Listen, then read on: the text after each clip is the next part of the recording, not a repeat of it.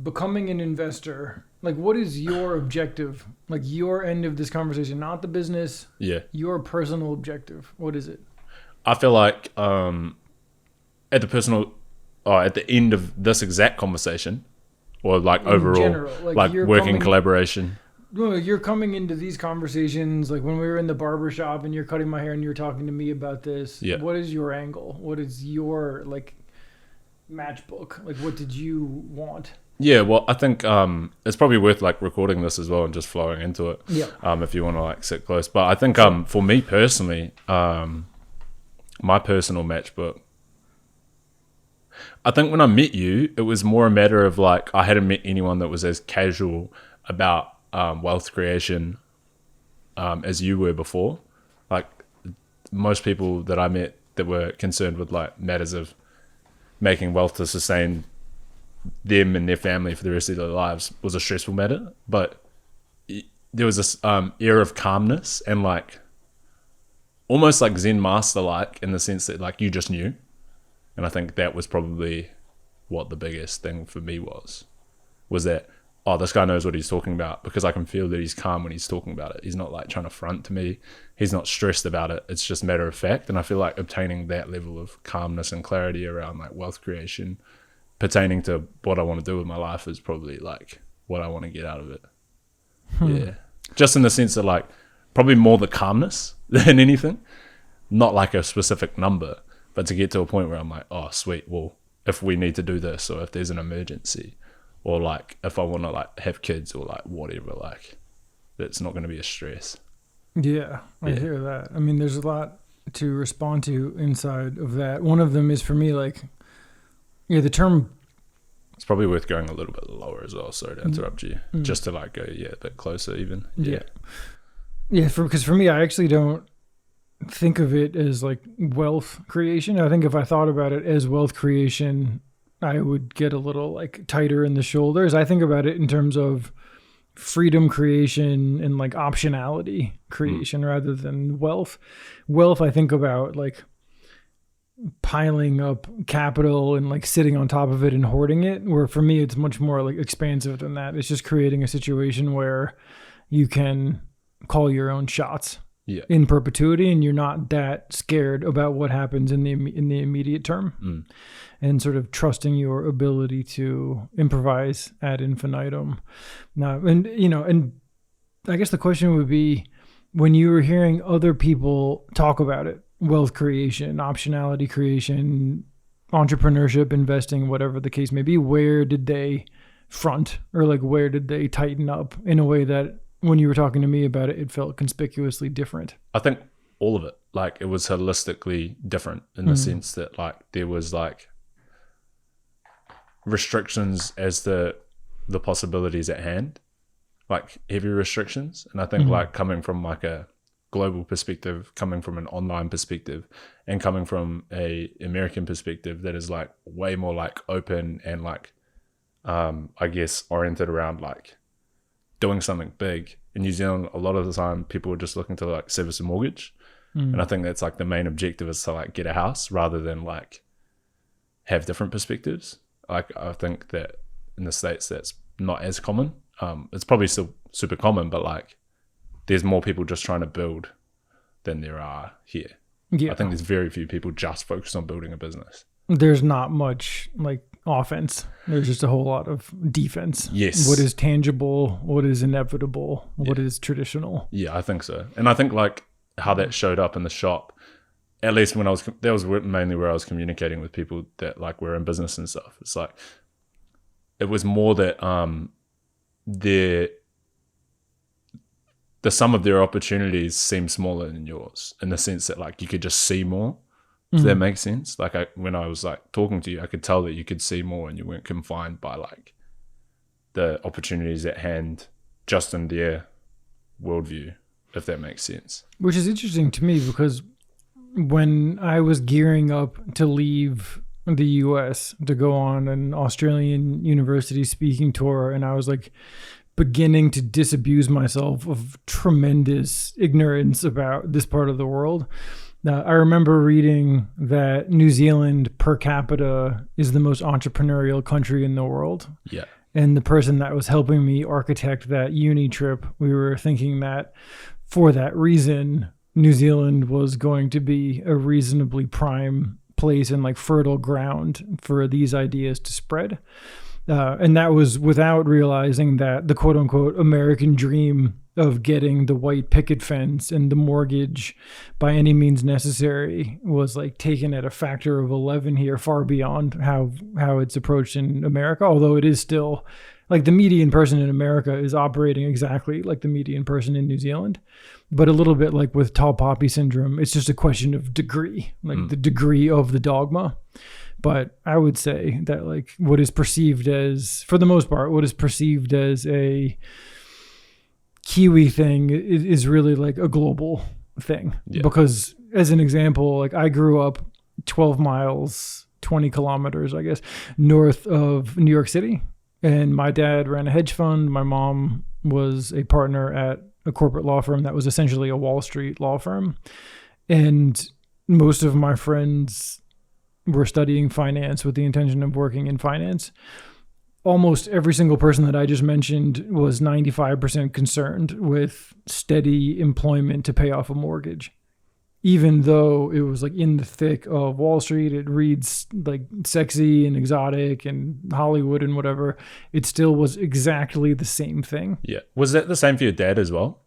Like being in that position? No. My dad was like tremendous offense to the point of like manic depressive like levels of rolling the dice, swinging for the seats. Yeah.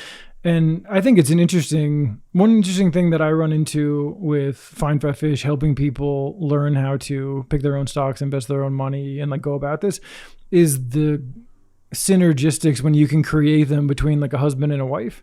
And it's a good example of what sort of opened up my worldview, was understanding that my parents had an offense-defense arrangement. Yeah. And so essentially my dad, as the founder of a hedge fund, was offense, swinging for the seats. There might be a year where, you know, he's down a bunch of money, et cetera, et cetera. But my mom was defense. And so no matter what, our like suburban existence in New York was going to be covered by her.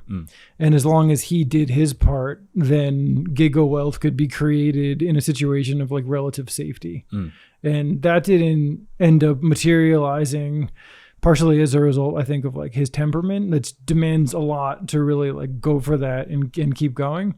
But to me, like the arrangement and the understanding and sort of like the teamwork and collaboration of that, the safety net and like aggression, like the offense, but in the context of secure defense, that was the first time that I saw it. And like that kind of strategic thinking very much was something like embedded in my childhood. Yeah. So you're kind of growing up with like the broader spectrum of understanding around like attitudes towards wealth and like, security and wealth. Well, essentially like my parents aren't necessarily the most like warm, like paternal, maternal figures. However, they are like brilliant strategists and like sounding boards. And so like, like rather than getting like warm, loving encouragement or talks, it was like very sound strategic advice and like defensively and offensively. What kind of age did that start coming in? Were you like pretty young when you start getting educated about these kind of things? I'm confident that happened when I was a fetus. I just didn't retain it. I can't like consciously tell you what I was told. Yeah, like in the womb, mom's talking to you, like educating you and stuff. It's like that nipple could be pursued from a more aerodynamic angle, a more economical angle. No, I think essentially for me, my first real solid memories about this were that my dad started, I guess you could say, raising me to be a strangely and bizarrely competitive sports gambler and chess player when I was 6. And basically when I was a little kid, I used to open my eyes and he would be leaning over me and he'd go, "I'm going to squash you like a fucking grape." And then he would pull me out of bed and there'd be a chessboard and he would make me bacon and eggs for breakfast while beating me 3 times in a row. every day. And so that happened when I was 6 and 7. And by the time I turned 8, I started beating him. And he'd also like hired me tutor. And so I had like ass kickings, tutoring, like the whole 9. And that obviously will like overdevelop your strategic thinking and also your confidence in yourself. Because when I started playing, for example, in like the state tournament, the national tournament, and I started like winning stuff and going through undefeated, it was simply because it wasn't because I was smarter than everybody. It was on account of training regimen where I was like, you're not a 55-year-old hedge fund owner blowing smoke in my face and like saying you're going to squash me. Like this is much easier. And so I think that was useful. But then also useful was my dad was a very passionate sports gambler, and starting at the same age, he would print out the 1-pager of like that week's NFL games spreads, and he would give it to me. And before I remember the first time I was like, I didn't know what it was, but he's like, just figure it out. And it turned out that I had to choose all 16, I think it was, games per Sunday. And wherever we disagreed, it was a $2 bet. And so I was gambling my lunch money as a little kid. And my dad wanted me to lose and be in the red so that I had to pack my own lunch. And as a young prima donna, the last thing I wanted to do was to have to pack my own lunch. And so I took it very seriously as well. And so between the sports gambling and the chess, there was just a huge strategic infusion into my life that was much more important than the stuff that you actually learn in school. And so then fast forwarding ahead, my dad and I had kind of like gone out of each other's lives for a while. And when he found out when I was 22 that I was studying screenwriting, he called me up, and I remember the moment I was in my little fraternity house in Easton, Pennsylvania. And I said, hello. And he goes, listen to me carefully, you silly son of a bitch. A man can leverage money, or a man can leverage time, and you have to learn how to make money with your money, because you doing this little writer artiste bullshit will not be making money with your time. And he hung up on me, and he called me back, and he's like, I've arranged a cruise. At the time, he was like cruising around the world and like running a business and investments from cruise ships. It was quite a lifestyle. And he's like, I've arranged a cruise for you and your siblings. He's like, I'll pay for the cruise, you'll pay for the drinks, and you will listen to me lecture for an hour on the stock market every day. And so when he like summoned us to this cruise ship, because he was so disgusted to learn what I in particular was studying, by the end of the second hour, because he taught me investing with like a very forceful disgust in the language of and the pattern recognition of chess and gambling, it immediately clicked. And so it wasn't coming at it from scratch. It was coming at it from like 16 years of experience with these other things. And so he was able to effectively give me other mental models that just rapidly expedited my development. And because he really did do a life-changing, if not lifestyle-saving job of impressing upon me the importance of this moment, he was able to just help me essentially go from not even considering it as a possibility to being very actively and aggressively involved overnight. And now, almost 20 years have passed since that happened. And so now, if I'm sitting there and I have almost 20 years of experience as an all-in amateur investor, and that's being built on the back of like more than 35 years of pattern recognition as a chess player and as a sports gambler, if I couldn't speak to people with a bit of calm on the subject of risk, reward, and money, I'd have to be pretty stupid. Yeah. Did it feel natural? Like when those lessons started, like, cause for a lot of people, I think like even for myself, right? Like losing at chess, that's like viscerally painful. Like I hate losing. Like, did it feel, cause I think when I was 6, that like was like even more so, like more painful, like for yourself, like did it feel like rough at the start? We're talking about chess. Yeah, or just like, however the lesson showed up, whether it was like losing and gambling. Or I mean, I will say that's one thing that I think is under recognized about Kiwis. Kiwis are like stealth the most competitive people on the planet. There's like a quiet, like it's usually like a very stoic competitiveness, but like subtle, like pulsing neck veins. Like if you've ever played like Mario Kart with a New Zealander, it's like the best shot green shells you've ever seen in your life. Yeah. And like a freak out if they lose, but then like I've never quite seen anything like it, at least not in adulthood. And so I'm not, by wiring, I'm not on that level of competitiveness. My dad actually might have been. But for me, like, yeah, chess is such it's so intense. Yeah. The best I've ever seen that conveyed was there's a really amazing documentary called Brooklyn Castle about how this like Russian woman comes to like sort of a underserved district in Brooklyn and turns this like black middle school into a chess powerhouse, and it shows these kids who are like in a very rough upbringing, like crying because they're nervous about and disappointed by losing games of chess, which I thought really like put things in perspective for me, because I was ranked high, and there was this other kid that was a couple of years older than me that was ranked even higher, and I remember my mom, who ultimately didn't want me to continue in the competitions, because she was telling the other guy's mom about how she didn't like that I was crying before games and sometimes like during games. And she was like, oh, don't worry about it. And Chris throws up before games. And so like that kind of pressure on like a 7, 8, 9, 10-year-old is it's cooking. See, but I think honestly, I think it's a hometown like mine has a way of mass producing people that may or may not remind you of like Donald Trump with less money and no balls. And so for me, I find that I'm deeply indebted to my dad for strategically placed trauma, because if it wasn't, then what spine would you have growing up in a place where it's characterized by eating lobster stuffed with crab meat at the country club kind of a place? Like, like if you don't get a little bit of that, where you lose and you cry and you throw up, like you might have all the sort of intellect and education that a place like that can provide you between the nature and the nurture, but you might not have the temperament to do anything with it. Yeah. And so for me, that's the big thing.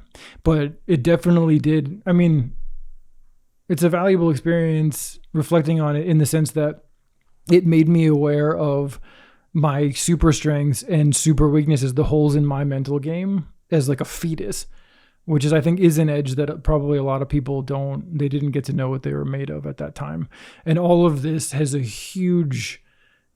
significantly more meaning and sort of veracity towards what your self-understanding as an entrepreneur, as an artist, as an investor, than say like what your SAT scores were, or what your GPA was, or any of these academic things.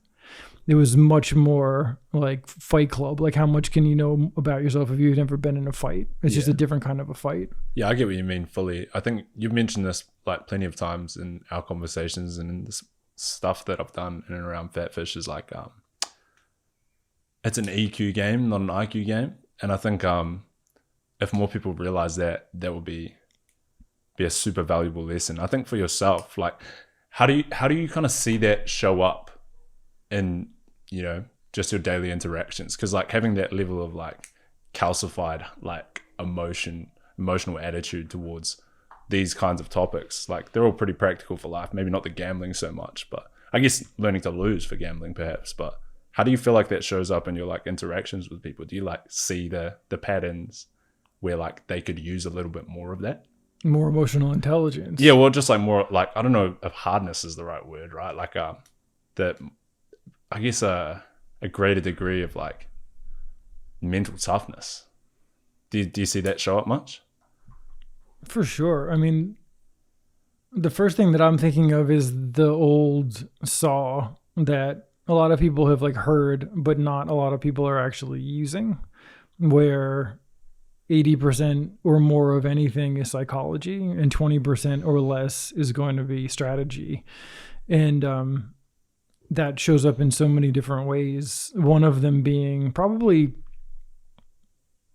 in terms of entrepreneurship, the thing that I've consistently seen that has been disappointing, and more disappointing when you can't help people past it, is the idea that failure is, first of all, failure, but that is the end all be all. Like if you launch an initiative and it doesn't work out, like sort of like that shame, small, very like intellect and ego based thing where you need to now commit Harry Carey and like never try again and like go hide out of shame, where really what it is an opportunity for feedback and just to like pause, reflect, make adjustments and try again.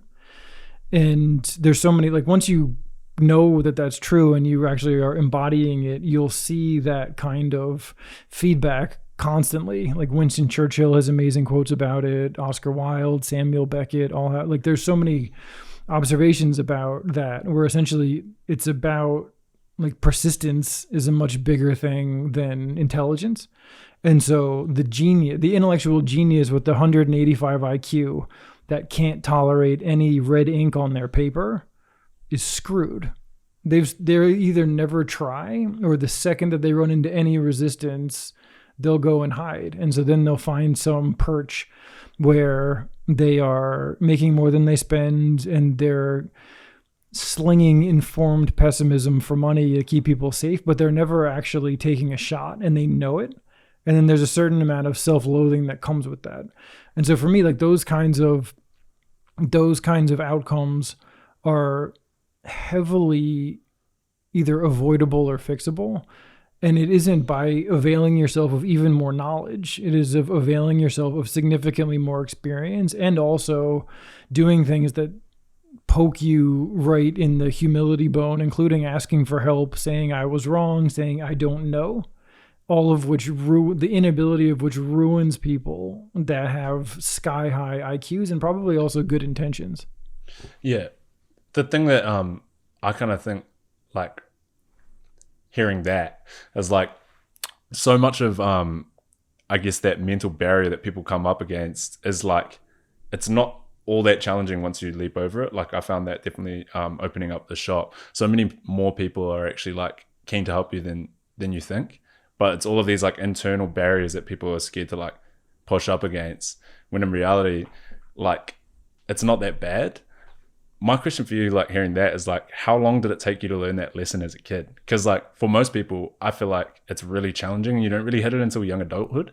But like to hit it as a kid, did it like take quite a few chess games before you hit that, or was it like before you like understood that it was a practical approach to like to hit those challenges? Oh, honestly, like for me as a little kid, I mean, I think about this all the time, actually, all the time. When I was, I believe in the 3rd grade, I went through the national tournament in chess undefeated, but I went through 5-0 and 2. And there were 2 times where I was playing games that I probably was well positioned to win, but I had temperamental meltdowns and offered a draw in a game that I otherwise would have won. I was playing essentially not to lose. The 2 meaning that there were 2 draws. Yeah. And where the person playing me was like, sure. And I didn't have the gender ambiguous balls to gun for 7-0. I wasn't playing to win. If you read the quotes of like Bobby Fischer, let's say, he was about all in like Mikhail Tal and like the best chess players ever. I'm sure Magnus Carlsen fits the description as well. They're looking for flashy, dominant victory. They're not looking to like not lose. And so for me, I think because I was so afraid of disappointing. And I think there also was a little bit of there's this great movie, Searching for Bobby Fischer, about kind of exactly this predicament in exactly that tournament where like beating your opponent is hurting them. I think there's like basically like sensitivity and empathy were like showing up in counterproductive ways. And I think that I was oblivious to that at the time. I lacked the awareness, and the coaching that I was getting was analytical, but not psychological. It was IQ based and knowledge based, but not like, how are you as a human? And like mindset coaching, there was none. And so I think that I lacked the awareness to draw those distinctions until I reflected on these things way after the fact, which is probably a lot like the childhood chess kiddie tournament equivalent of, let's say, a PhD in financial philosophy who can't bring themselves to invest in a contrarian way, because if they were to lose, that would be completely unstomachable for their ego or like for disappointing who taught them or whatever. It's just, it's kind of like a precious fear of failure due to simple lack of emotional awareness. You mentioned contrarian thought there. Ever since I met you, like I said at the start, there was something that really like shone relative to other people in the, I guess, lifestyle selection rather than wealth acquisition space. Like it was so different. How do you feel like that those experiences in your early childhood leading into young adulthood pointed you in a direction that was, I guess, contrarian rather than one that was conventional? Because there's so many different ways to go about it, right? Like what made you feel like going such a contrarian route with Fatfish?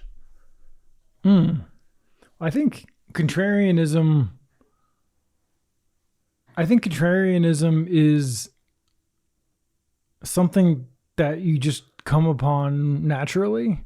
And I think it's as a result of, because I don't think any sane person should want to be truly contrarian. It is when you're trying to fit in status quo wise and you're like, this doesn't suit me at all, and actually I disagree with almost everything that's being said. Nothing is more like revolting or probably ineffective than like posturing as contrarian when you don't really mean it. What is, it's a double-edged sword. It sucks in a lot of ways to stand out, to like genuinely not be a fit in a bureaucratic hierarchical system vis-a-vis school, 9-to-5 employment, whatever. But for me, I don't think it really occurred to me that I was contrarian or anything like this until I realized, and this is something that I was saying verbatim by the time I was like 15 or 16, I was like, what incompetence really is the harder and more assiduously you work at something, the worse the result, which is my relationship with authority. I was like, if my relationships with my teachers are any indication, except for like the very few that we basically looked at each other and like made sense as like a big brother or a big sister, except for those very few ones, I was like, if this is any indication, I really need to figure out a different way to carve a living because I am legitimately unemployable. Yeah. And a lot of the people, it's funny because like that word was one that I was using to describe myself far before I heard like one of the co-founders of the Motley Fool, I believe like Tim Ferriss and some of these other people, I heard them self-describe as unemployable. Yeah.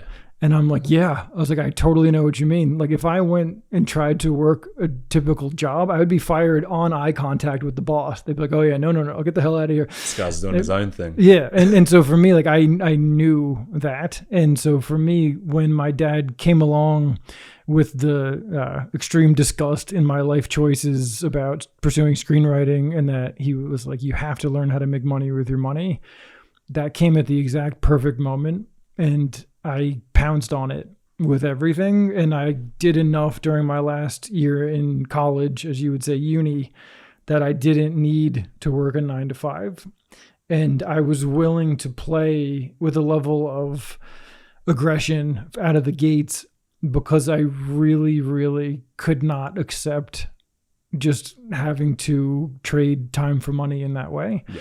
And that wasn't as a result of like brilliance or any of this. There was like a desperation in it where I was like, this is my shot and I am not going backwards. Yeah, you couldn't go work for someone, so you had to make it work. Yeah. And so essentially like what that really looks like in practical terms is taking like a modest, I mean, it's all relative to people, but like taking like a relatively modest chunk of money and then investing it quite aggressively in one company and then watching it quadruple and then being in a position where that chunk of money you could like live on some and continue multiplying. And I don't recommend that to anybody. I don't think that cannibalizing your investment dollars is a good approach. It does not properly maximize compound interest.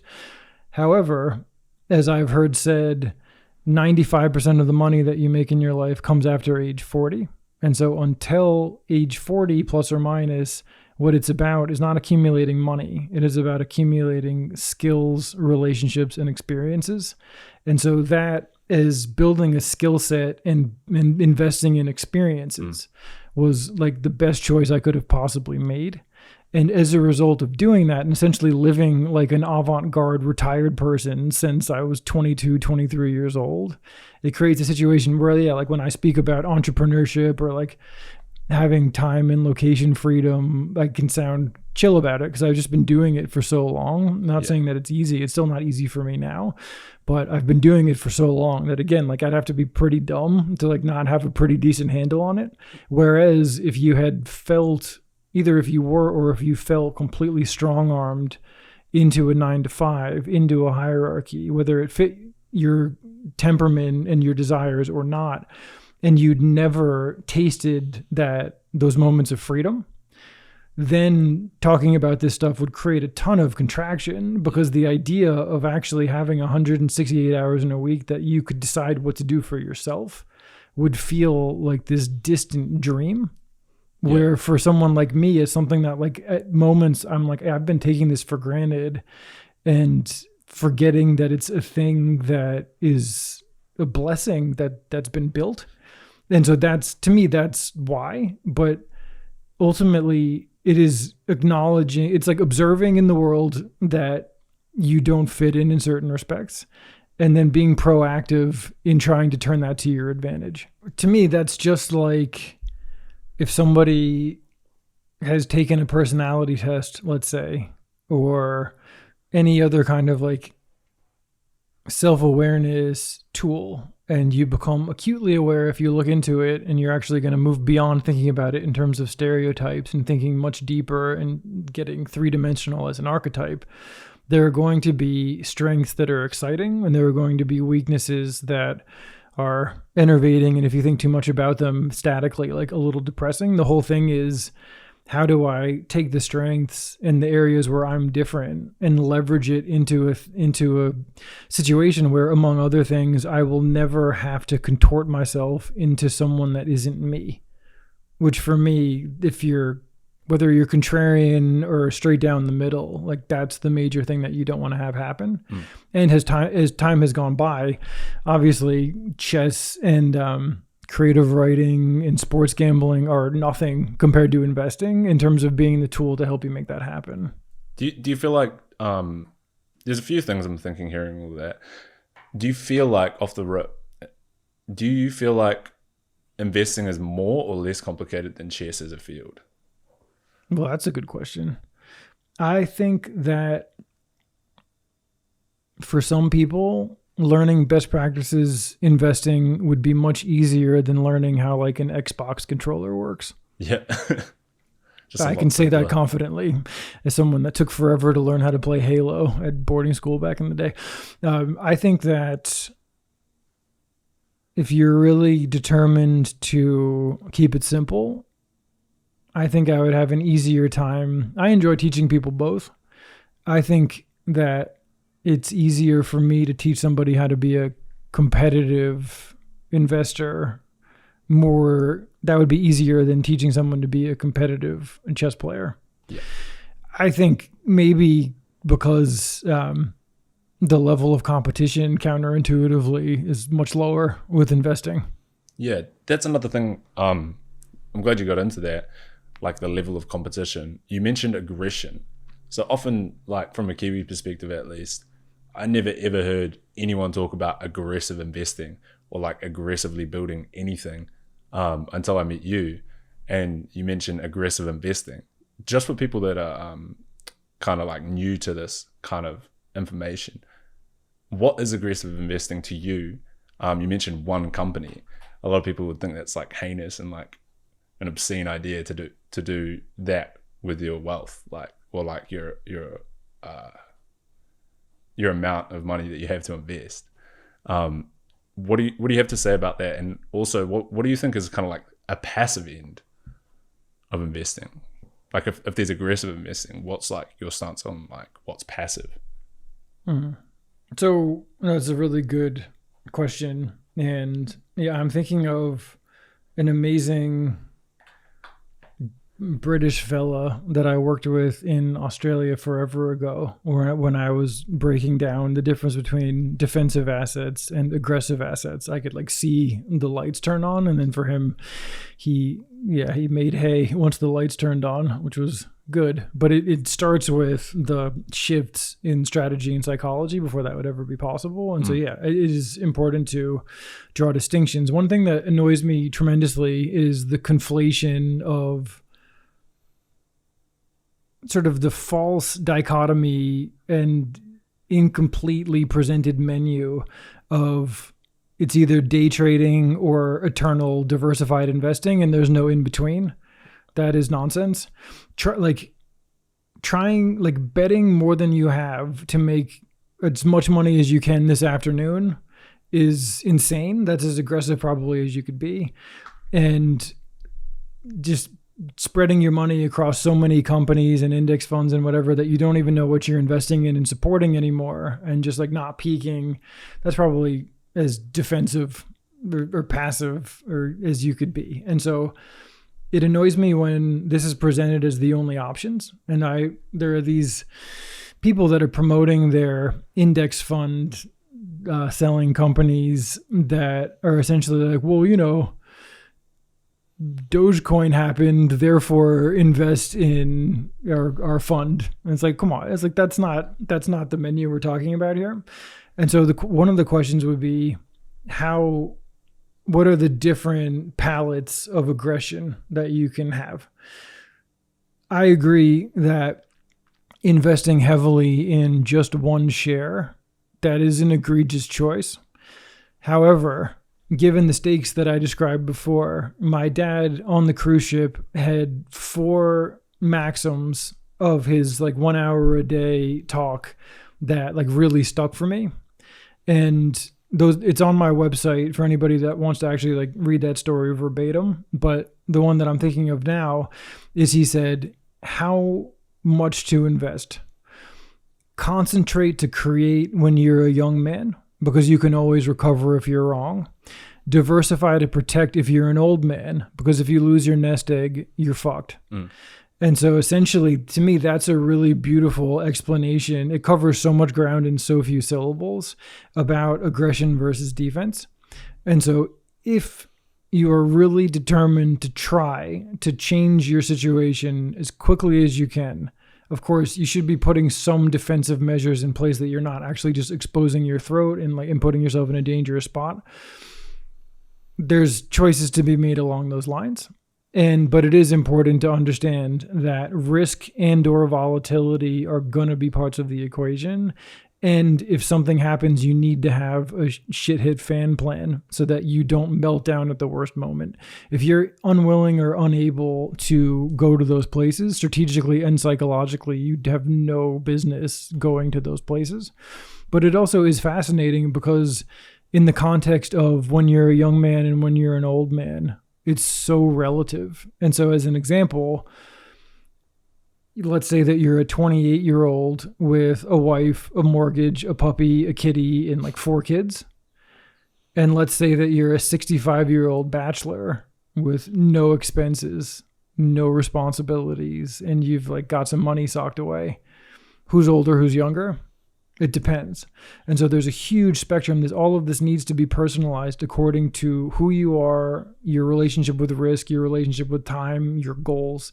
It all depends. But in a nutshell, what aggression is, what an aggressive asset is money that you are positioning with the intention of having it change your life, where a defensive asset is something that you don't want to be fluctuating at all. You want it to be keeping things secure and sane. And so a lot of people, I believe that most people haven't even thought it through to this level of gray and vague clarity in their head. But in my opinion, and tell me if you agree or disagree, the basic thinking behind investing in the S&P 500 is like, listen, like there's no way that the top 500 companies in the United States are going to go out of business, and eventually it's going to get bigger. And so therefore, you know what I mean? Like it can't poof and vaporize, but it's going to grow. And the question is are there maybe ways that you could achieve the same level of protection, but while having exponentially more potential. And that's the relevant question to be asking yourself. And also, what is your time horizon? What are your specific goals? There's some other key questions, but if you've been thoughtful and if you've worked your emotional intelligence and you have some self-awareness about what you're willing to risk, what you're hoping to accomplish, I think you'll see that the menu of what you can pursue does not have to be day trading or diversifying ad infinitum. Yeah. Does that answer it for you? Is there something incomplete in there? Yeah, I think that definitely lays it out pretty well for people that are somewhat new to it. Obviously, like we've had so many different discussions about it. I think one of the things that I think like, and I hear come up super often is like people always say with the S&P 500, it's like, oh yeah, well, it's just going to keep going up. So are so many other businesses. So are so many other companies. And I think like, I guess as I met you and we started like discussing these kinds of things, it became apparent that like you can do better than like 20% a year. Like, and if you have the freedom of choice, then you probably should, if you can figure things out in that way. I think the main thing that holds most people back is just that like they can't get past that first step.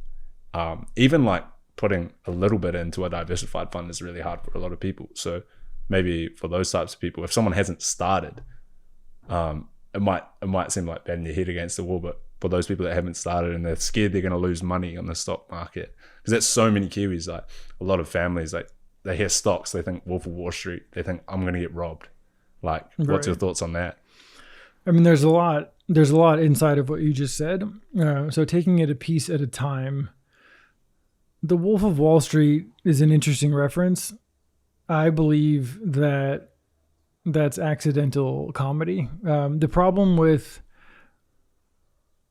the superabundance of very entertaining stories about financial villains is that it's captivating and it spreads informed pessimism like a cancerous cloud, and it's just horrifying people. And the problem is, if you don't sit and sort of look deeper into it, how could you not be paralyzed with fear if that's what you're thinking about? Like Bernie Madoff, Jordan Belfort, the list goes on and on.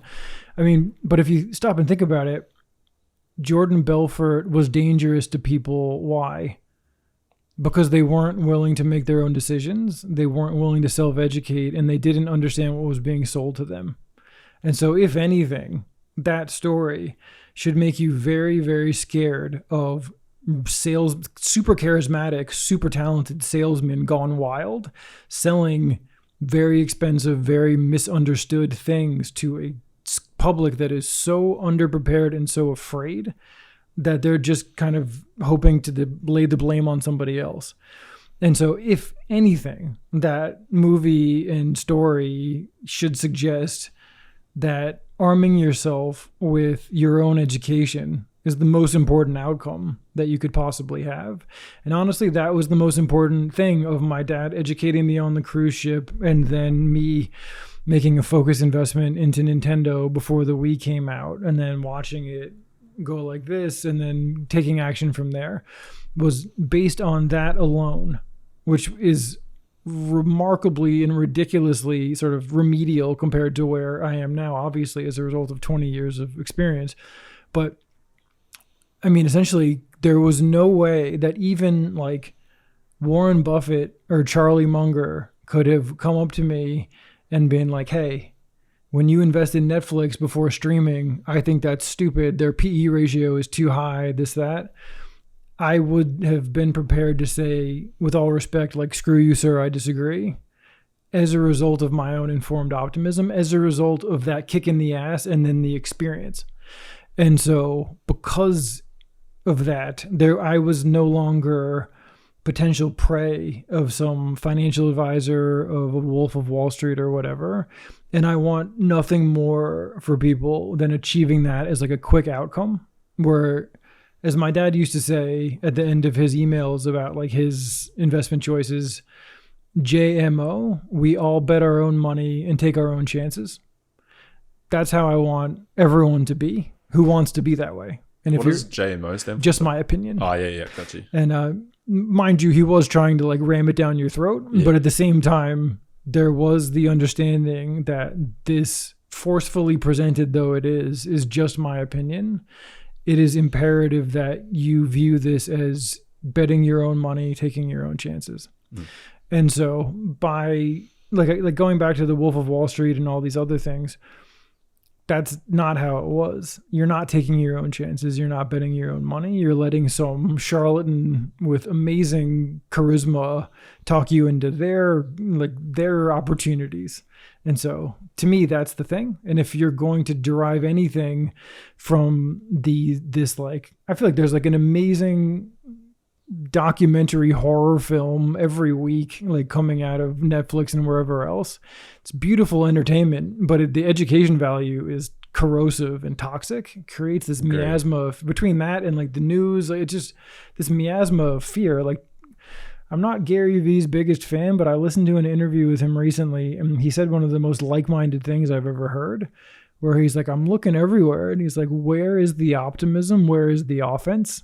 And that's the thing. That is exactly the thing. It is like creating your own experiences with an acceptable amount of stakes, defining that for yourself, and then getting some experience independently as soon as possible. And then you'll see that you will then be inured to anybody who's going to come along and tell you what to do. Yeah. I guess for people that don't have a vision for themselves, or they haven't constructed one through an educated manner or in an educated manner, it's kind of hard to see that for yourself until you've done it. In terms of like an end game vision? Or yeah, well, a lot of people, like, I feel like this when I talk about like, I guess fat fish, and like talk about like yourself to people that I guess don't have the similar or the same level of education that I have even, and I've just kind of started. I feel like a lot of people, they come up against that same fear because they've been educated from people that have a passive mindset and don't have these aggressive understandings. Like that's when what we I've say experienced. Educated, or just informally, not necessarily like. So like trained or like. Oh no, more like it's much less trained. It's more like casually, like, you know, people will talk about Kiwi Saver in terms of like consistent investments, and that's about it in New Zealand on average. Yeah. So that's what I come up against a lot when I talk about like focusing, or like, you know, just a different strategy. It is so contrarian, and people like really like, they come up against it hard. They're like, oh, what's that? Like, I think it's problematic. Like, I think it's problematic that people don't have gambling backgrounds. Honestly, like for me, taking a punt. Like chess is like well and good, but to me, in what I was talking about before, like chess gambling, like gambling is the more relevant skill set, because there's a huge juxtaposition when you really understand gambling and you really understand investing. And it is my belief that almost no one understands either, including a great deal of people in the professional financial community. And so let's try and demystify this right now. Tell me if this is useful enough to like help a circumspect person that you know actually like make a shift and do something. So if you were to if you were to gamble on a sports game, right? You're betting, let's say, $1,000, and let's say that this was on the Super Bowl, right? So you bet $1,000 on the Super Bowl, because one of the kickers on one of the teams could have like lost an hour of sleep, or like eaten a bad sandwich, or like had a breakup with his girlfriend or whatever. You could easily have it be that the game swung by 3 or 6 points. And you're not just losing the $1,000, you're also losing the 15% that you're paying to the bookie, and be it online or hopefully not in person. And so you're betting $1,000 to lose more than $1,000 due to things that are arguably ridiculously arbitrary. I know people that have eked out professional livings in sports gambling, and the only reason that they're not gajillionaires in stocks is because it's just too boring for them.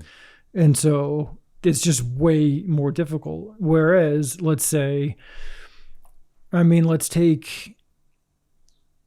there's a really good, I think we referenced this before, but there's a really good movie written in the 70s by who's reputed to be the best screenwriter ever, named Patty Chayefsky, called Network. And one of the lines in Network is, companies are the new countries. And so let me ask you this. What is a company that, in your opinion, is more virtually guaranteed to exist in 5 or 10 years than multiple countries? Yeah. Well, obviously there's a lot of countries that threat, and I feel like there's so many companies that are like rock solid, that have already been around 10 years, that stand to grow like much more than they already have. Yeah, but the first one that pops up is guaranteed Meta. to be here? So it's a Meta. Yeah. I think Meta, I think Apple, I think like all of the big tech, like they're not going anywhere because they're so good at what they do. They're like not going to stop selling laptops and tech, and everyone's got a phone, a cell phone. So yeah. So if you can find informed optimism that makes you genuinely believe, basically filled with fact-based faith, your own idiosyncratic certainty that it's gonna be here, and you're right, and you take $10,000 and you invest it into that company, that money virtually cannot drop to zero as long as your reading of reality is directionally accurate. It cannot drop to zero. Therefore, it's not to say that it's the right thing to choose in terms of upside potential and whatever. However, you are not gambling. This is not the same thing as sports gambling. The idea that this would be synonymous with taking a punt or gambling, provided that you've done your own work, does not apply. Therefore, you're not gambling. Therefore, you should give yourself license to take a shot. Now, something that people run into, it's sort of like the atomic habits of investing, is like a very common misperception, and this is a EQ, IQ thing for sure, is the idea that you need to go from all out to all in because you should have done this 10 years ago. So we need to make up for, you're like, got all these different things that are jumbling. All we're trying to do here is get you your first experience, understanding that the jump from nothing to something is literally an infinite jump. And so the question is, within the constraints and guidance of what we were just saying, that this company is, its future is more assured than multiple countries, what is keeping you from buying one share of that company within the next 30 minutes and then holding it for until you can look at it and be like, wow, I'm an investor now? And and now you've actually begun, and you've essentially successfully gotten past this problem of stasis that you've been in. And so for me, those are the relevant observations and questions to ask. And if the intention is to get from overanalyzing it and just stuck in the quicksand and not doing anything to doing it, I don't see what more you would need. And I think the other thing to understand is, when in doubt, split test. And so if you're circumspect and you're like, yeah, like I'm super diversified, or I've got all my money under my mattress or in a cash position or whatever, if you can just buy one share of one company and then hold it and then compare your performance against these other things that you're currently doing, that experience and that juxtaposition, that like hard data, not based on hypothetical stuff. We're not talking about paper trading here, like possibly, you know how it feels and you know how it's performed. And those are two different things that need to be kept into account: how it actually feels to you in doing it and how it quantitatively performed over that time horizon. And so I think that you will have learned a tremendous amount about yourself and about the world in which we live just by doing that. And all we're talking about is figuring out one company that's going to continue selling a product to you in like 5 or 10 years and then buying one share. You can make that much progress just with that. Does that make sense? Yeah, that makes perfect sense. I think one of the things that I think about hearing that, especially like having been there relatively recently, is like for someone that has zero skin in the game, that doesn't trust the stock market. Obviously, you listed out like why it's logical that it's not going to drop. But a lot of people aren't really in logic if they're scared to lose money, especially if they don't have much to lose. Why do you think that people don't trust the stock market, and why should they, in your opinion? Yeah, that's interesting. I think obviously you could fill libraries with different opinions about how to think about this. There are so few things that are actually ironclad and objectively true. One of them is that if the business won't go out of business, the stock can't drop to zero. That is objectively, that's a mathematical fact. So few things are like that. And so part of the reason I referenced that was when my dad taught me his investing methodology, it was 7 hours of stuff that I basically was too complex or I didn't agree with or whatever. But there were those 4 bullet points that helped me go from complete inaction to complete action. And the way that he thought about things, and he did this successfully a lot of the time, was thinking sort of macroeconomically from the top down, thinking in terms of markets and sectors and whatnot. For me personally, it's always felt more congruent to be thinking about it microeconomically. So from like the product, the toy that's like in your hand or in your mouth to the company up. And for me, it is much more peaceful and effective for that reason to be thinking about this, not in terms of the stock market. What does that even mean? You know, and it is a company. It is a company that sells products to consumers and its shares to investors. And if you can't trust the people running that company, your money has no interest. You have no business having your money in that stock. However, I think anybody under the sun, and I have a lot of data and experiences with clients that suggest that this is true, you can have the highest and most sort of hoity-toity ethical standards in the world. You can still find companies that tick the boxes for you. So I would recommend not thinking about the stock market at all, unless you have an incredibly good reason to do so. Yeah. Yeah, I just say that because it's how it's referenced so often, right? Like people, and I think fundamentally, like, and this is something I was keen to get into as well, a lot of people don't actually know what share is, and you just described that pretty effectively. But yeah, it's just a piece of a company, right? A small piece, right? Yeah.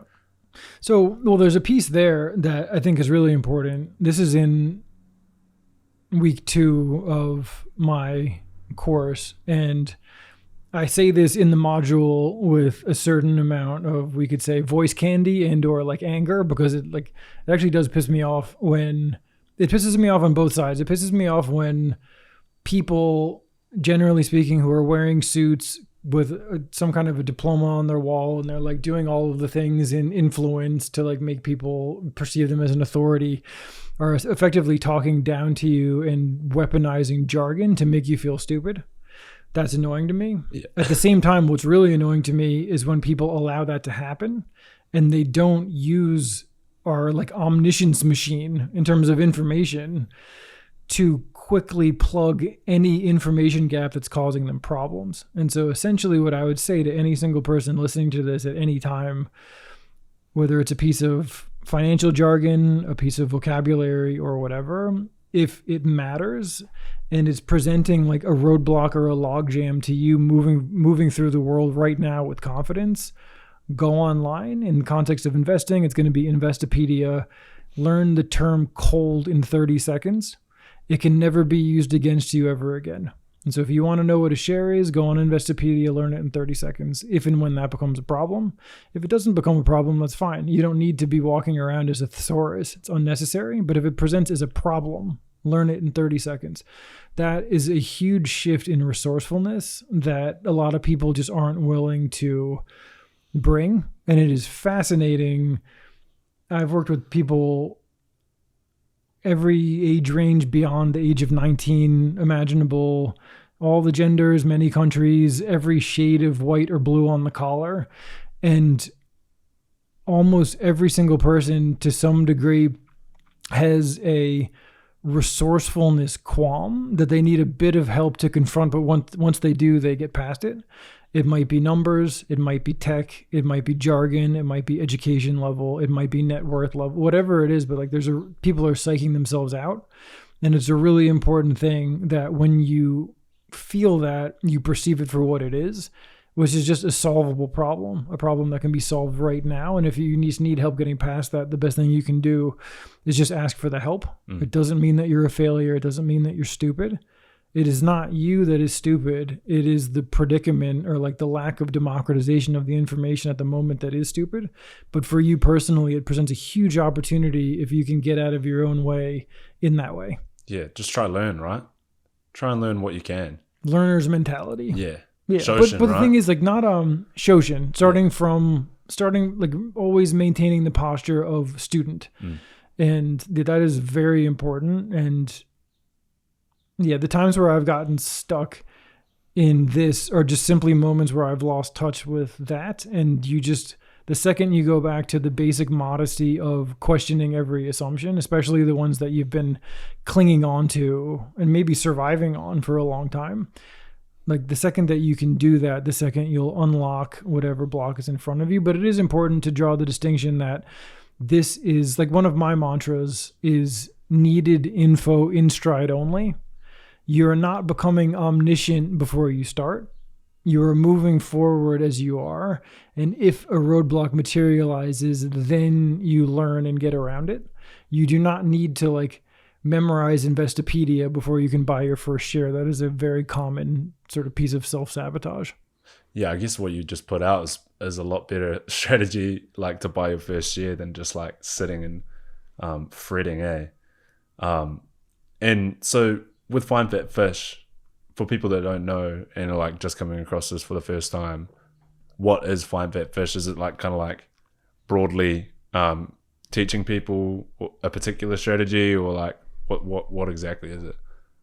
An important question. Yeah. So for me, essentially, the way that I would frame it is there's the problem that we're talking about. I think the problem that I'm the most interested and experienced with helping people solve, that I think the most people want or need solved, is I work because I want to, not because I have to, getting to that point.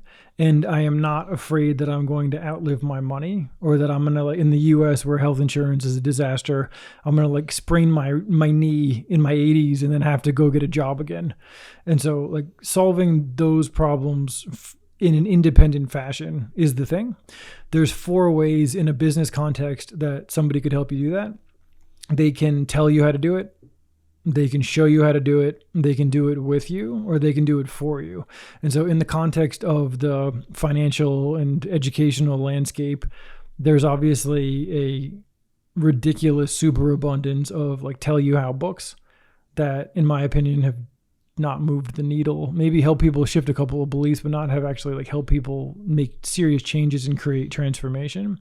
And then there's also a huge abundance of done for you services. And I don't know, we could talk about those at another time maybe. That's like your Kiwi savers and stuff like that, right? Like you just trust them and they go invest your money. That's one example. Yeah. Another would be financial advisors, basically people who are taking your net worth and talking to you about their AUM, their assets under management. Wow, you've accumulated so much money. And they're probably diversifying it. You probably don't know what they're doing. And they're probably taking a percentage of your net worth, whether they're doing well or badly. And usually they're doing sub-mediocre and taking a percentage, and people are dying to dump these things, but they can't summon the gusto that we're talking about at length.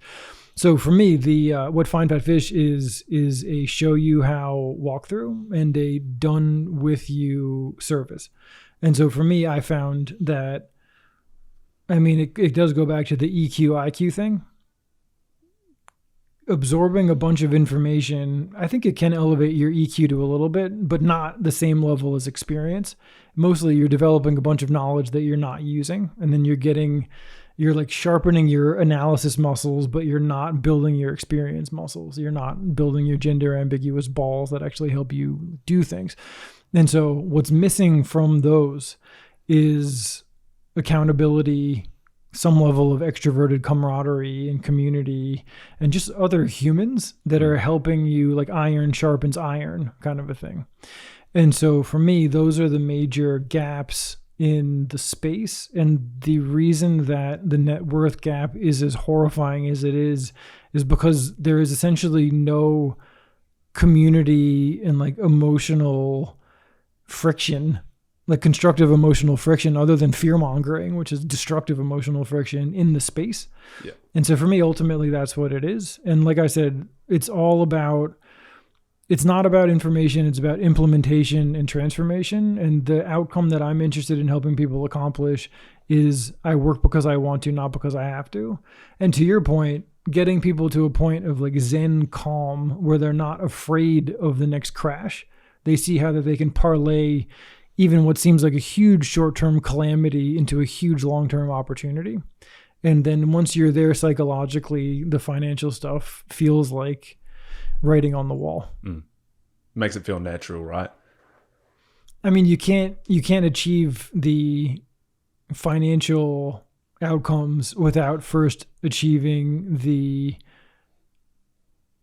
strategic shifts, but much more so the psychological transformations. And to me, the psychological transformations are by far the most rewarding. And one of the things that I'm continuously working on now, I've been running this as long as I have, is how do you create ongoing situations like what Bruce Lee would call the staying speed, where people make those shifts but then have no chance whatsoever of backsliding.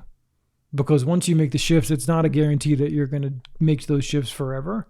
In the same way that if you are finally, you sort of break your self-discipline game and you start working out a bunch, what is that tipping point of experience and momentum and like muscle memory that you're never going to go backwards?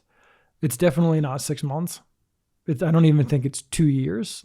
So what is it? Yeah. What did you feel like that was for you? Like, how do you feel like you've achieved that staying speed? Because I know you've mentioned like briefly, like some people have like come on board and perhaps not, stuck with it. Like, how do you feel like you've kept that for yourself? In terms of investing? Yeah. In terms of investing and like staying in the game. That's a good question. Honestly, for me, like one way to say it is I've always considered myself, at least since I was 18, to be essentially like from a sensitivity perspective, a 6'3", 195-pound clitoris.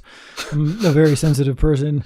And essentially for me, it's about leveraging empathy as best I can. Like my contention forever has been that creativity and empathy are essentially missing from this space. And so for me, like I have some coaches luckily that I have hired that I asked for help on the business side. And one of the most useful questions that they have presented as a mantra that stuck for me is what helps them get the best result. Because for a lot of people, unless you're like a true pragmatist bordering on sociopath, narcissist, is you'll do more to help someone else than you, especially over a sustained period of time. And so for me, the best thing that I can be doing is helping other people because it keeps me current and it's gratifying in its own right. So for me, in a lot of ways, creating Fine Fat Fish, which was a huge pivot from the project that I was originally working on, it was partially due to the sacred selfishness of knowing that I was going to be paying a much bigger attention to this essentially borderline omnipotent skill set by involving other people. Because if I was just sitting in a room by myself, I would still be doing it and it would still be going reasonably well, but I would be a fraction of like the performer that I am now.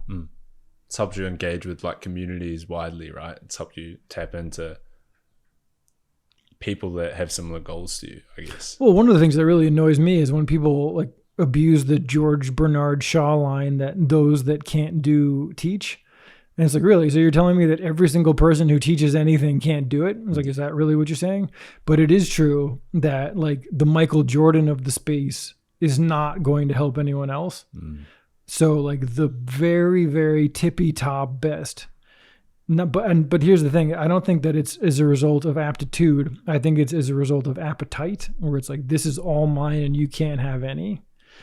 And so for me, like, it has helped me like rise into as somebody who's like as adept as I can personally be.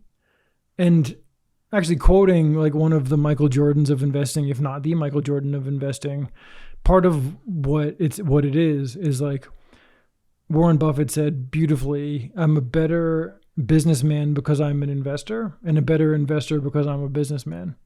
And I think even better is someone who's helping activate people as investors and business people, like as like a trifecta of skill sets. I think it each of them has a way of elevating the other, although it does take an almost incredibly long amount of time and like failure and friction and all the rest of it to like see legitimate fruit on those trees. Definitely. Well, one of the things that I think about, especially like getting into business and stuff, is like, it is life-changing, you know, to undertake these kinds of ventures. You just mentioned before, like before we started recording, about a client that had emailed you, right? Like, do you want to speak a bit about that? Because that sounded like the most life-changing stuff ever. Like, I don't know, at least from like an optionality and a freedom standpoint, the man's messaging you saying, hey, you made $1 million, right? Like, yeah, I mean, confidently. Yeah, that's one of the reasons, I guess, for context, that I left the one of the reasons that I left the US, and because I've been out of the US since the end of 2016.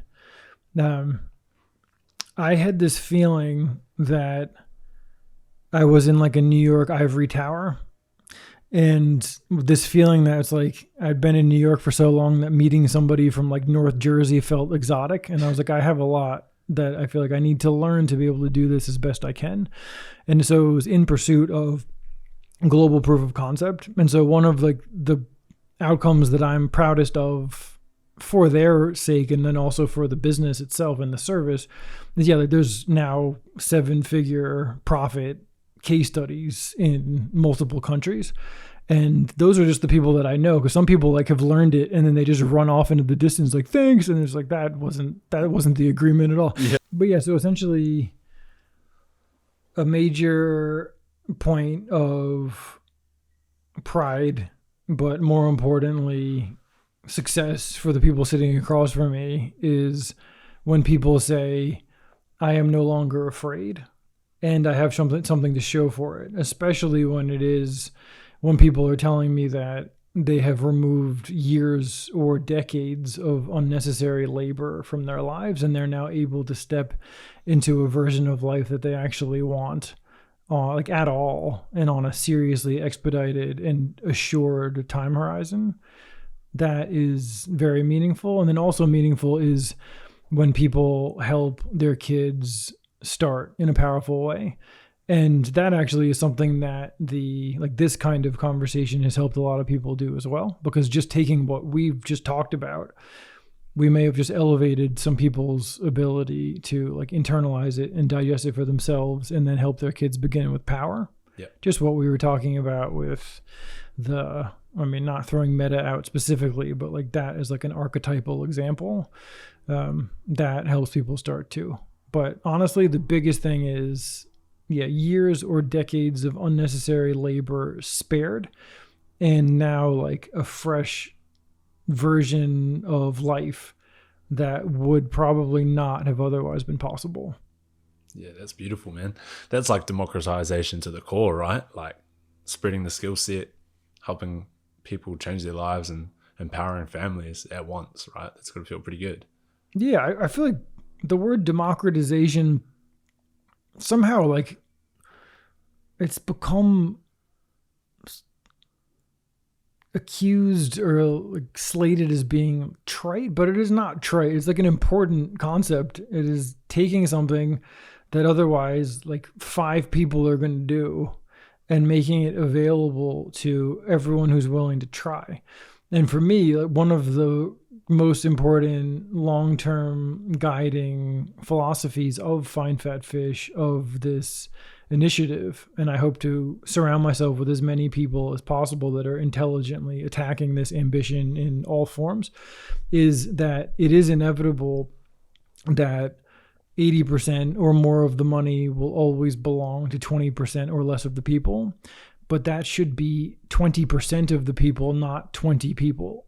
There should not be 20 people that own more money than all of the rest of the entire country that they live in. Yeah. That should never happen. Yeah. Because the opportunity cost, it's not about fairness.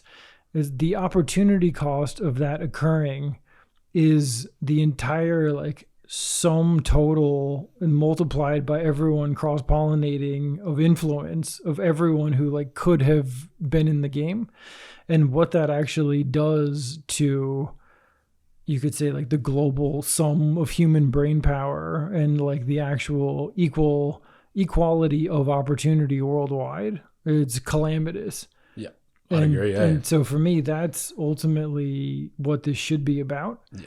But I have seen enough to know that most people are going to delude and frighten themselves into oblivion. And so the average person listening to this is not going to see results, unfortunately. But there are a huge number of people, a gigantic number of people that can change things for themselves and then also for the people around them. Yeah. Yeah, I think your point around 20 people, it cracks me up a little bit, because it's like the opposite of democratization. It's kind of like what we're facing to a degree right now, right? It's like highly concentrated, almost like king in the castle kind of vibes there. Yeah, well, I mean, like one thing that I quite like eventually I'm not going to be doing the like enrollment calls from my course anymore. But one thing I really like about having done as many as I have, as vastly as I have for as long as I have, is I feel like it's given me a pretty decent global understanding of where people are coming from. And I have to say, my home country, it just sounds different talking to a slew of people in the States versus a slew of people in like this part of the world, like Australia, New Zealand, where it genuinely sounds like a third world country of sultans and slaves, where someone's either got $20 million and they just need something to do, or they like almost can't afford to do this because they need to be socking enough away to like escape from the mortgage they can't afford, and when their daughter sprained her ankle and they had to pay out of pocket. And so for me, that's a frightening thing. Yeah.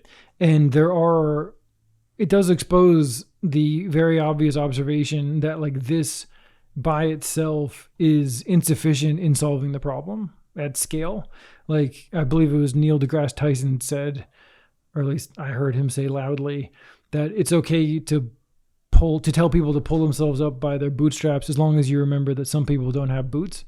There have to be people, entrepreneurs on the inside, that are helping people get boots, because you do need enough of a defensive infrastructure to even be able to show up and play. But I have found consistently that in New Zealand and Australia, the median person is very much in that position.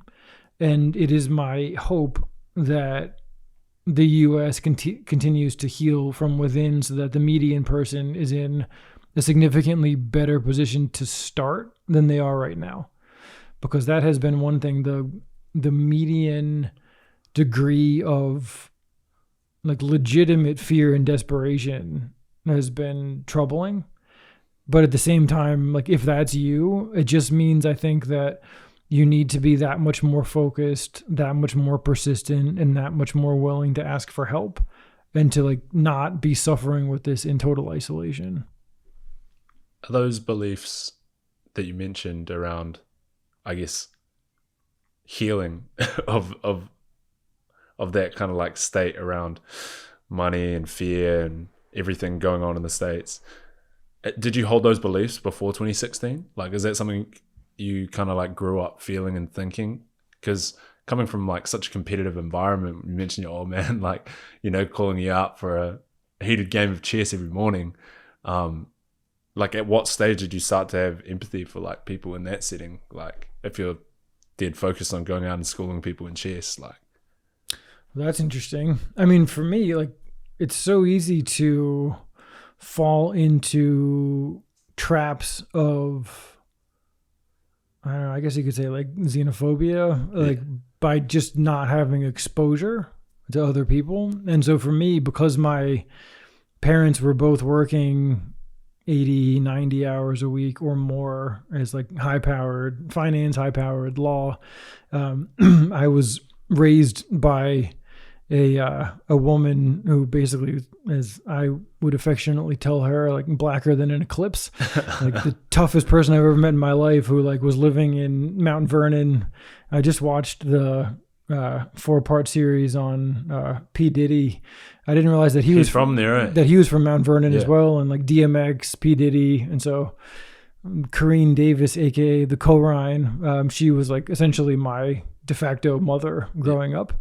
And so she was a very, very important counterweight in my life. And if I hadn't had the benefit of a relationship with her, I think I'd be a very different person. But I was aware that there were people from places that, you know, they didn't have the kind of like tools that someone like I came from. But at the same time, it didn't mean that these people weren't like ridiculously strong and smart and funny and charismatic and all this. They just didn't have this. And so that's like a great unfairness in life, obviously. But then the question is, if that's something that's really bothering you and are you really serious about doing something about it? And then can you use the resources at hand, with investing honestly being the most important one probably, to somehow tilt the balance in favor of the people that you're looking to improve the status quo of? It begins with you. It begins obviously first with your psychology and then with your actions and your fruition, but then it has to then flow to your family and your community. And again, most people are going to just play the disempowerment and victim game until kingdom come. But there are some people out there that are very much capable of shifting the trajectory of entire communities that don't know how this works yet. And so I believe that like that's an important initiative as well. Is you can't control any of this, but you make it possible that someone else can like take the reins. And I think, that certainly applies in New Zealand. It applies in Australia. It applies in the States. It applies everywhere, because the same pockets of sort of inequality and unjustness are happening in different gradations everywhere.